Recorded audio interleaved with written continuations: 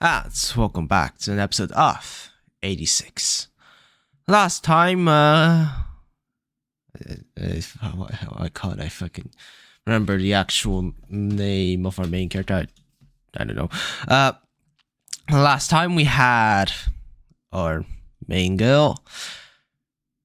Yeah, her maiden is broken. She's less naive now.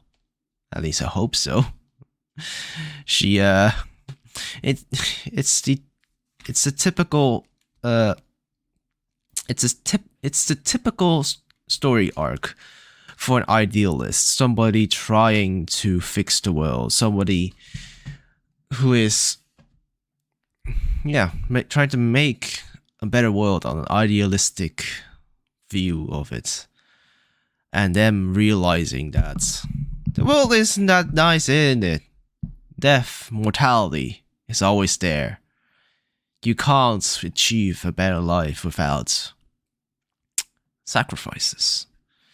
Maybe time, maybe lives, maybe a whole fucking race. There's always be sacrifices to improve. So, with this episode called Real Names, I hope she has learned her mistake of still treating this while having the same mindset of the actual people still oppressing them, with not even trying to learn their actual names. She tried a strike conversation and all that, but that's all she did. Learning someone's real name and all that in this type of world where the oppressed have not nicknames, but code names and all that. It's big. That means they're actually interested in you. They're actually looking at you as a human being instead of just a soldier with a code name. It's like, I'm just gonna throw in a comparison with a show I'm watching right now. It's like Comrade Gates, where he refers to everyone by their writer names instead of their civilian, normal, real names.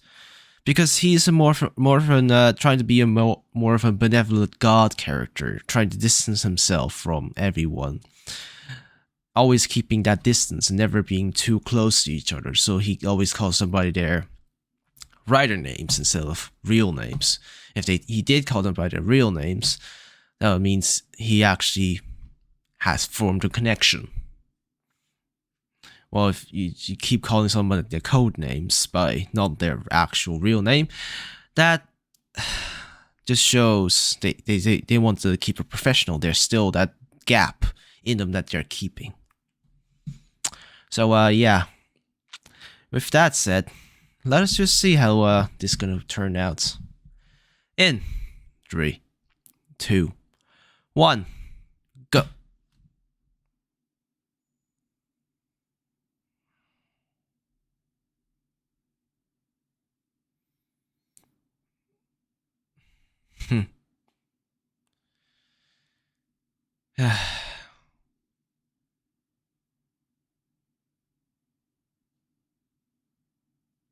I know. It's called idealism. Idealism thinks if you're nice, everyone will be nice, but that's not it. More people will be nice to you, but not everyone.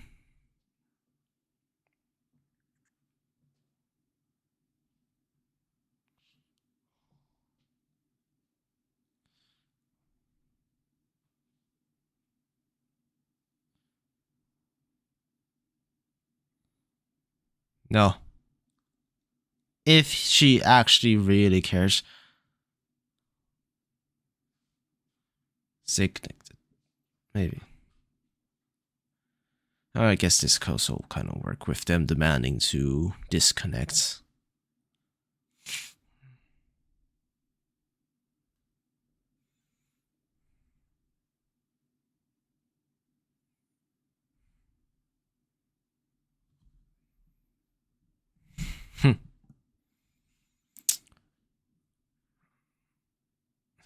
At least he realized that fighting fire with fire would just distinguish both fires. That saying has kind of gone out of its meaning, because right now, if we say fight fire with fire, it just means fight back using the exact same strategy. But even though what I've heard is the original meaning, or at least what is it derived from, aka putting fire on top of a fire, is about if you fight back the same way, both sides are gonna die. Both fires are gonna extinguish. That last part has been kind of lost to its meaning. With an analogy like this, with actual real-life equivalences, I feel like the last part should resurface again in its meaning. And maybe another saying should replace fight someone with say exact same strategy, but without the both sides die. Or at least have more people be conscious of the last part of the saying. The meaning. Moby Dick. They just how they cope. They try to have fun to distract themselves from this harsh world.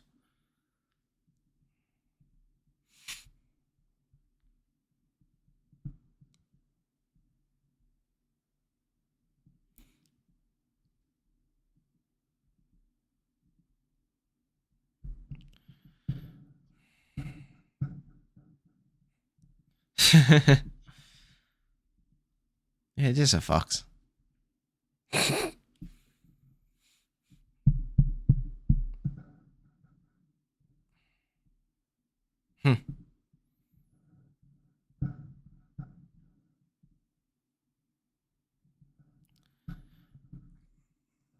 Gonna make you laugh.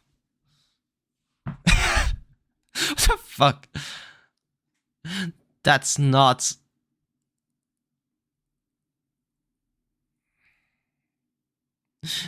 That was a scream of death, not fucking laughing or being tickled or whatever.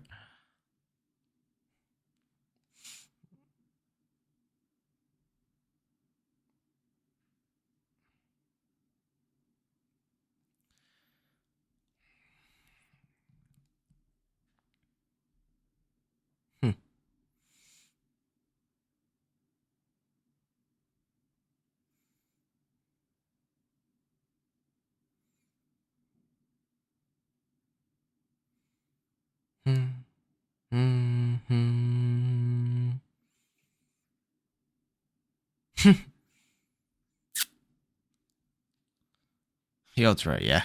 Do you think he'll actually listen?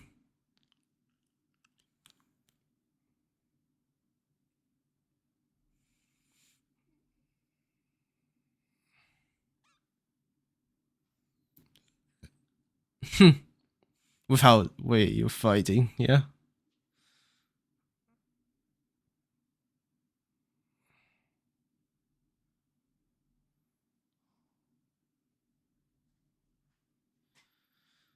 Fox Captain.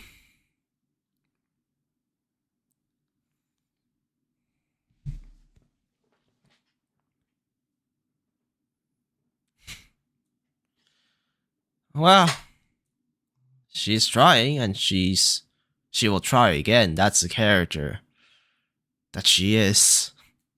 This one won't be fucking broken by just this.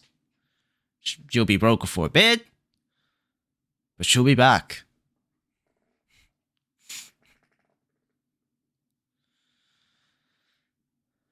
There we go.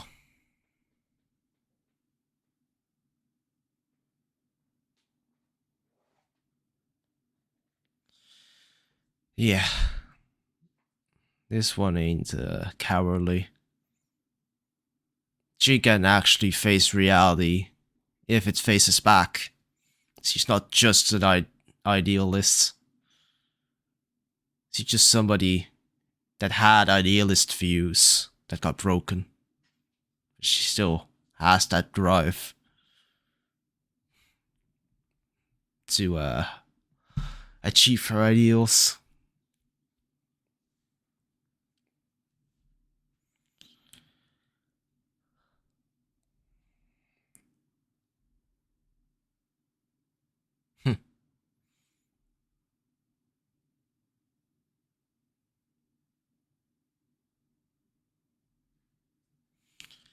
Yeah. Because that means she never thought of them as a human or as equivalents of. She never tried to be fully to know them.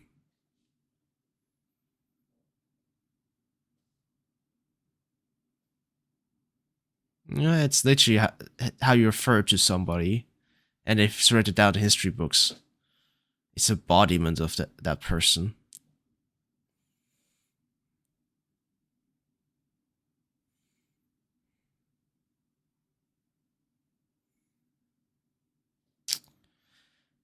No, I don't think that's how you should think about it. I would say the thought of it should have that thought of the thought of it should have crossed her mind in a way if she thought of trying to get to know them more. That's a name is literally what everyone has, no matter what. Even animals, they all have probably have a name in their own way of communication. It may be, oi, you, with a different fucking inflections, but that's still a name, a way to refer to someone.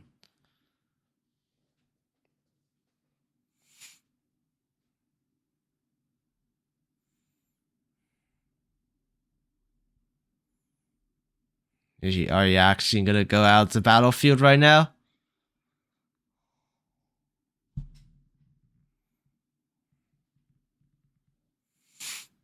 Why the fuck does he look like he has a wig? It's way too much fucking forehead. It looks like it's just right on top of his head is where the wig starts.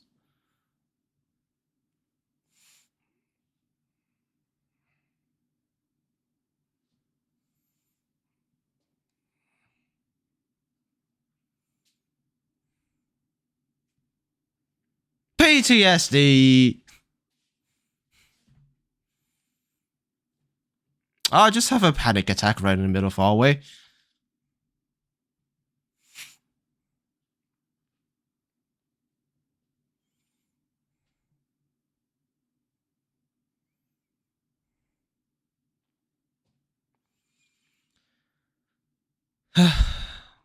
Horrors of the outside.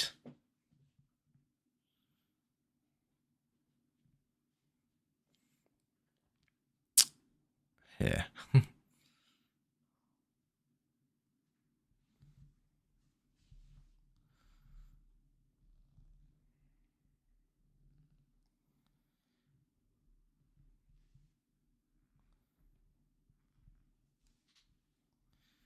Yeah.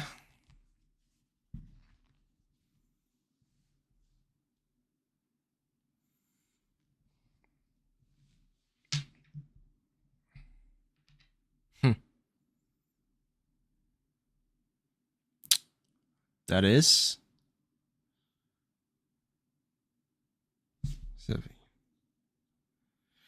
Action. He didn't actually take action. Yeah. Words are definitely action, but an action means more than words.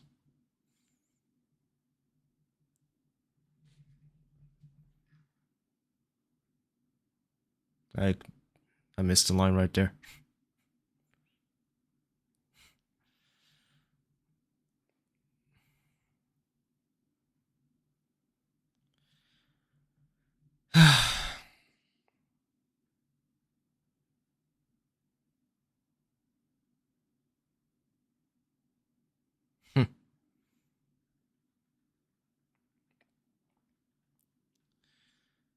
Yep.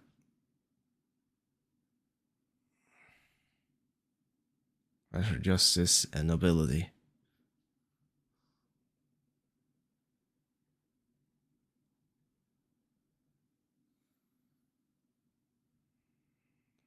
Hmm?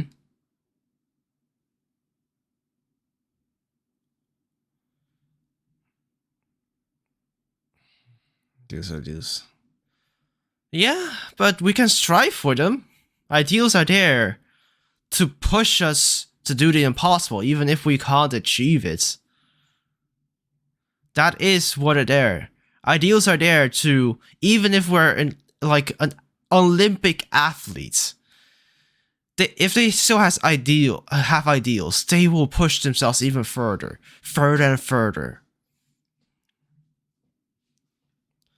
That's what ideals are for. An ultimate goal to put all your motivation into. An ethical drone. What's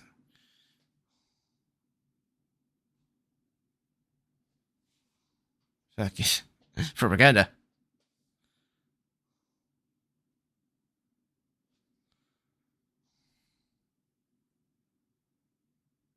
Should you be doing that while running?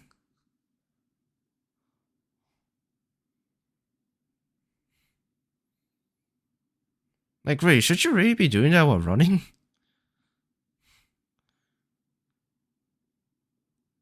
War cemetery. Visits her father's grave.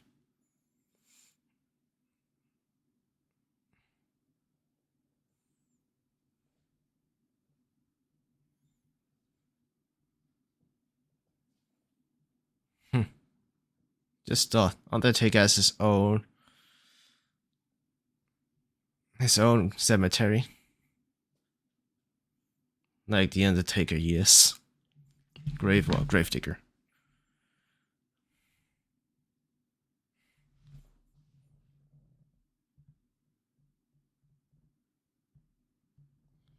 Yeah, but it's still pointed out a flaw.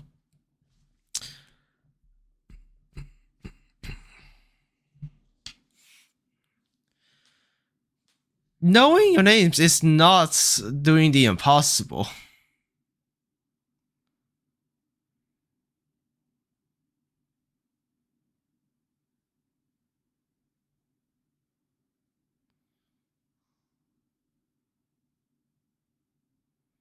Yep.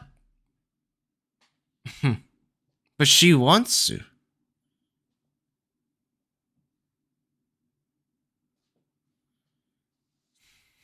Oh yeah. That is. We humans don't want to be responsible for so many deaths. Unless we dehumanize them.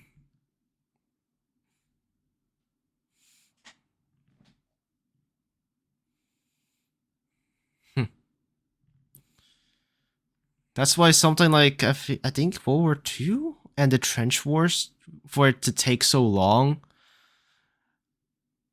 that's how the dehumanization, like the will to fight, dropped down significantly. Because throughout all that, by just fighting and not under propaganda or such, because, why would you really be propaganda in the middle of a fucking war? Like, in the middle of a war field? Maybe during the meetings, all that shit, but throughout that, we saw each other's mortality. We saw each other as humans again. And that's when the will to fight each other fucking declined hard. And we all just they all wanted just to stop fighting.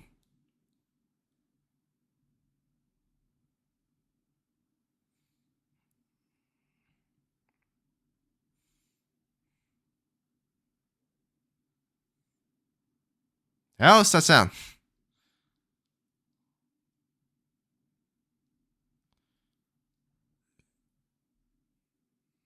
Yep, it isn't here. Their names aren't here.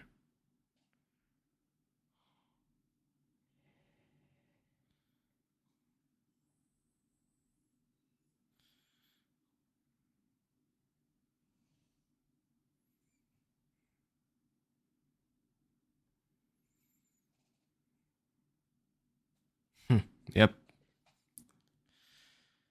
He is a gravedigger.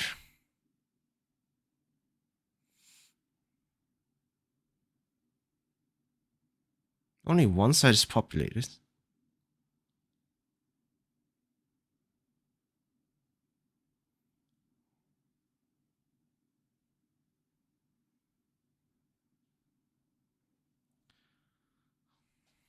Yep.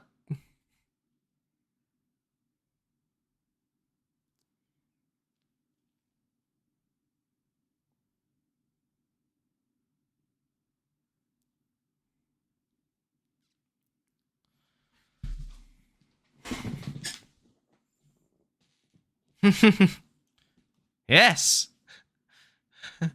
Yeah, no. If you have a resolve, do it fucking right now. The fuck is this all?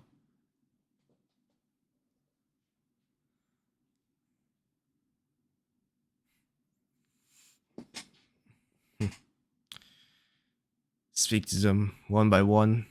Every single time. I apologize. Now, this is the turning point of what her father didn't do. They have the same ideals, but it's as pointed out during the chat with the Grand Commander, whatever. Well, her uncle. Her father had the same ideals, but he was still idealistic. He probably hasn't been hit like this because he was still older. He was still not as impressionable as she is right now. He was older. He already has his group of friends. He'll be willing to die together.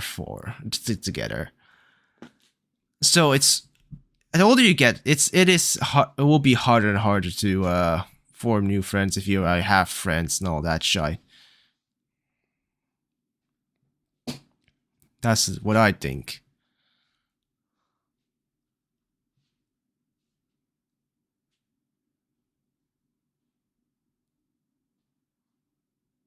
Oh, it's very hard to treat them like humans if you only hear their voices and see them as just data on a map.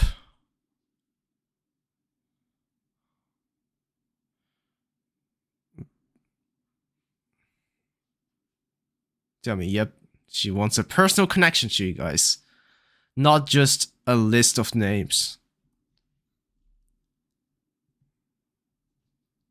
Yep. Still a pretty good person.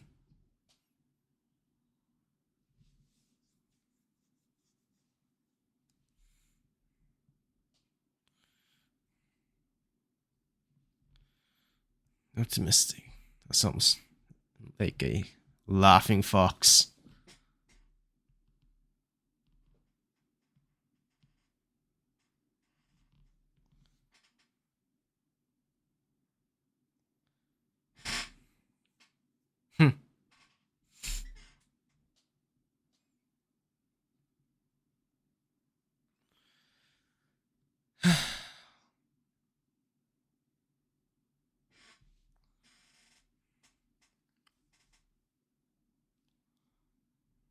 Will never be equals. Yep.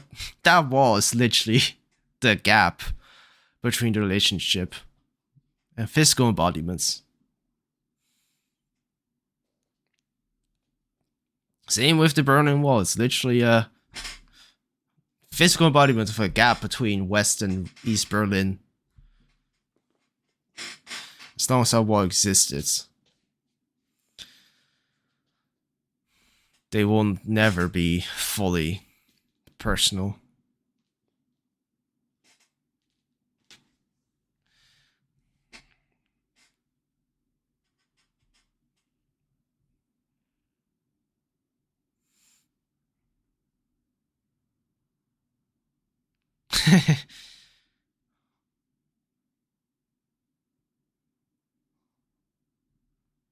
You just expose everyone's fucking dirty laundry.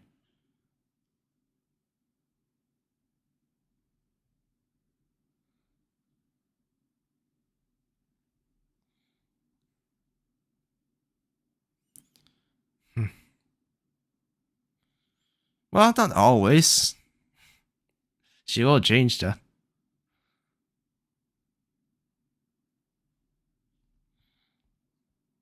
No.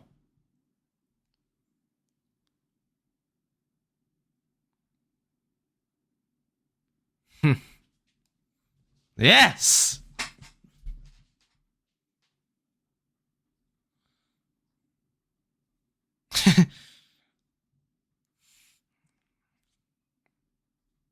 Your turn.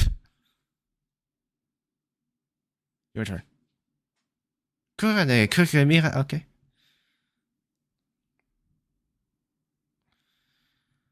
Toten der Kino.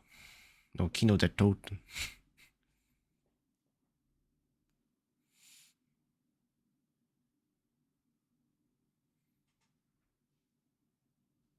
Yeah.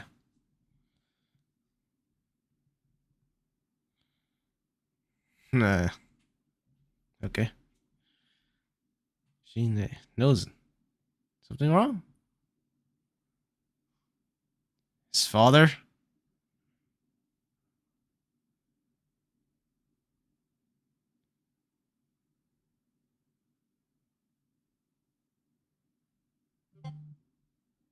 Oh.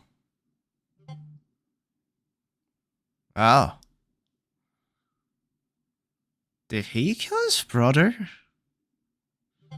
Or at least attempted to kill his brother? What? Okay, I guess. Okay. Well, from what it looks like, they were orphans. At least it looks like that, because it just looked like his brother is taking up the parental role from the framing of all that. But something happens.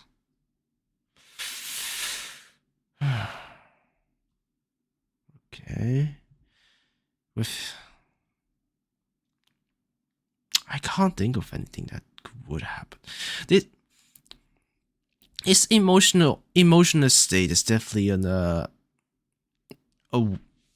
a continuation, a result of him at least attacking his brother, of him strangling him.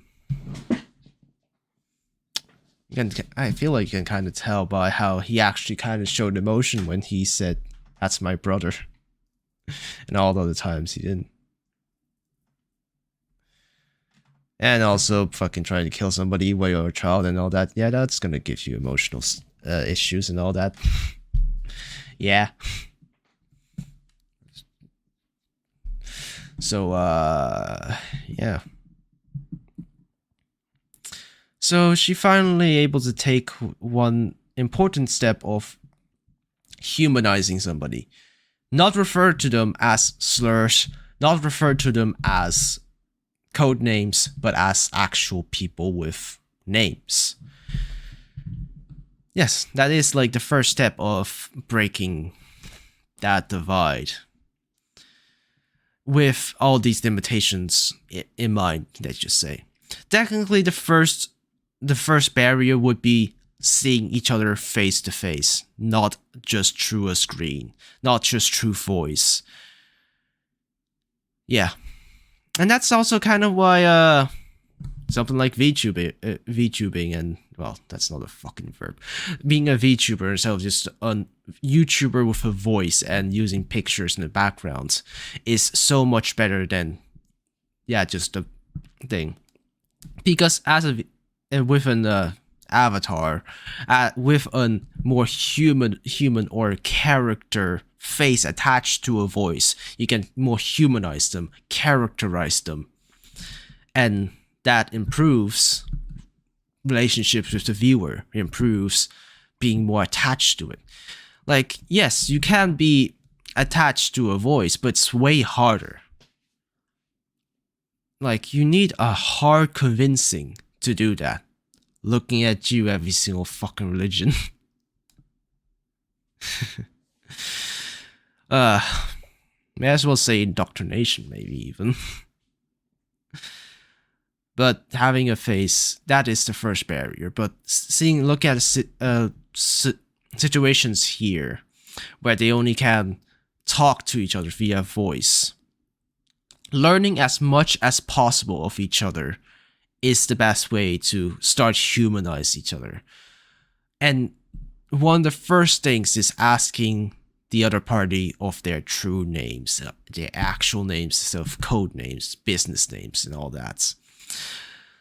And she glossed over that. She straight up gone to hobbies first, interests first, instead of taking the first step of asking for the actual names.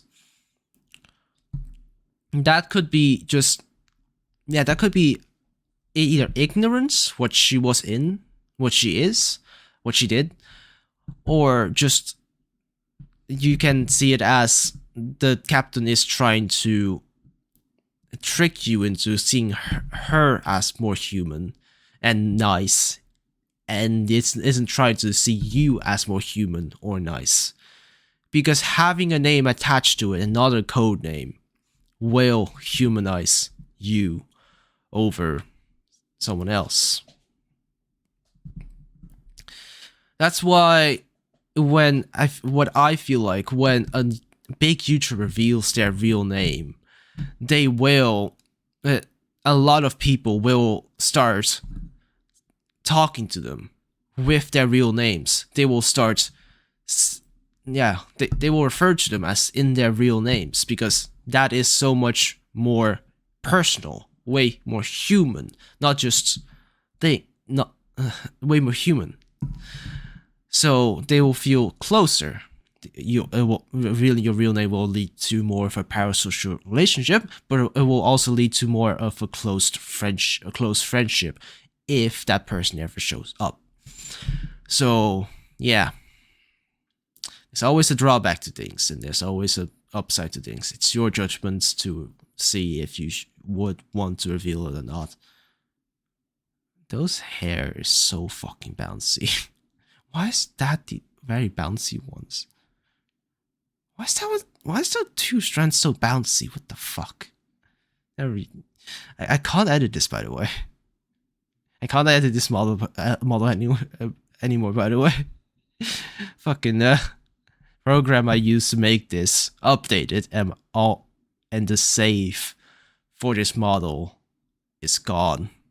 So I always have this kind of looks like bald spot right there on my head. Fuck. But yeah, names, very important. That's how we refer to people, that's how we remember people through history, and that's how we attach achievements and humanity to somebody. So yeah, I guess with that said, that'll be it for the episode of 86. Episode 3. No. Yes. And I will see you guys next time. Bye bye. And here are the people who decided to sell out their souls. Welcome to hell.